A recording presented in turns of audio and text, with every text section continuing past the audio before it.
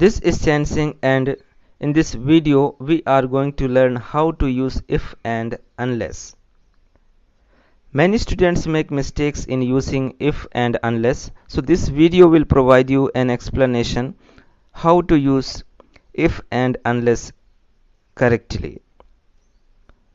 तो if और unless condition या शर्त या सपोजिशन या कल्पना आदि का भाव व्यक्त करते हैं। ये ऐसे सेंटेंस में प्रयोग होते हैं जो हमें कंडीशन या शर्त बोधक वाक्य होते हैं। Now let's understand the meaning of unless and if in Hindi. Unless का मतलब होता है यदि नहीं, जो नहीं, बिना या जब तक नहीं। यदि इफ है तो यदि या अगर होगा। इफ नॉट का मतलब होता है नहीं तो, अगर नहीं या जब तक। तो ध्यान रहे कि अनलेस इफ प्लस नॉट के बराबर है। इसका मतलब है कि हम अनलेस की जगह में इफ नॉट का प्रयोग कर सकते हैं और इफ नॉट की जगह में हम अनलेस का प्रयोग करते हैं। दोनों का मतलब एक सा होता है। Now let's understand if and unless one by one. Use of if. If हमें बताता है on condition that या provided that. Now let's see the example. If you work hard you will pass. If you work hard ये first part वाक्य का है और ये subordinate clause कहलाता है और ये हमें कंडीशन या शर्त बताता है। तो आप वीडियो को ध्यान से देखिए और मेरे साथ इसको समझिए। सेकंड पार्ट ऑफ सेंटेंस है यू विल पास। यह मेन क्लॉज कहलाता है या प्रिंसिपल क्लॉज कहलाता है और यह हमें रिजल्ट या नतीजा, परिणाम बताता है। कभी कभी जो मेन क्लॉज होता है वो वाक्य के शुरू में दिया जाता है और जो इफ या अनलेस वाला पार्ट होता है सबऑर्डिनेट क्लॉज वो वाक्य के अंत में दिया जाता है। Now let's see the use of unless. Unless हमें बताता है इफ नॉट या except if. Now let's see the example. Unless you work hard you will not pass. Unless you work hard subordinate clause है और first part of sentence है। यह हमें condition या शर्त बताता है।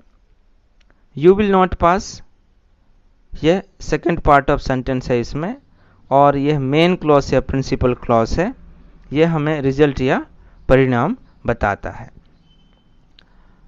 तो कभी कभी जो मेन क्लॉज होता है वाक्य के शुरू में दिया जाता है। तो आपको ध्यान में रखना है कि इफ या अनलेस वाले जो सेंटेंस हैं वो हमें कंडीशन बताएंगे, चाहे वो वाक्य के अंत में हो या वाक्य के शुरू में हो, और जो मेन क्लॉज होगा हमें रिजल्ट बताएगा। Now we will understand use of unless and if with more examples. हम if plus helping verb plus not का प्रयोग सबऑर्डिनेट क्लॉज या कंडीशनल सेंटेंस में कर सकते हैं, लेकिन कभी भी अनलेस प्लस नॉट का प्रयोग हम लोग एक साथ एक ही वाक्य में नहीं करते हैं। यदि हम ऐसा करेंगे तो एक ही वाक्य में दो नेगेटिव वर्ड आ जाएंगे और हम लोग डबल नेगेटिव या नकारात्मक शब्दों का प्रयोग एक ही वाक्य में कभी भी नहीं करते हैं। Now let's see the examples. Example number 1। If you do not run fast you will lose the race. यदि तुम तेज नहीं दौड़ोगे तो तुम दौड़ हार जाओगे। तो if plus not is equal to unless, इसलिए मैंने इफ और डू नॉट को इस वाक्य से क्रॉस कर दिया है। इसको हम इरेज कर देंगे और हमारा आंसर होगा unless you run fast you will lose the race.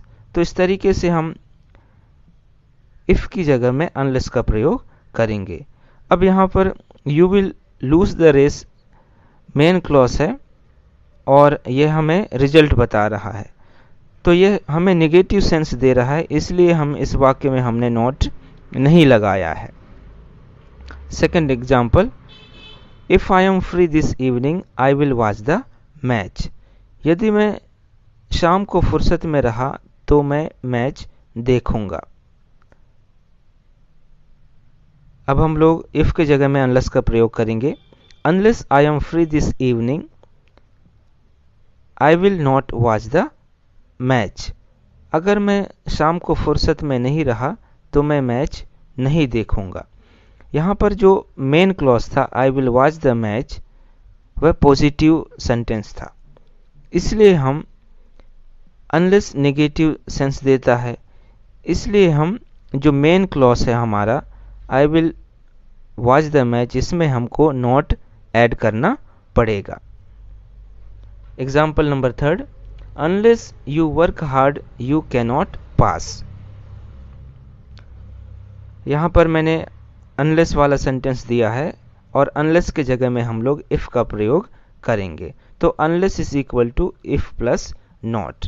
तो हम लोग सबऑर्डिनेट क्लॉज में या कंडीशनल सेंटेंस में इफ और हेल्पिंग वर्ब का प्रयोग करते हुए नॉट जोड़ेंगे।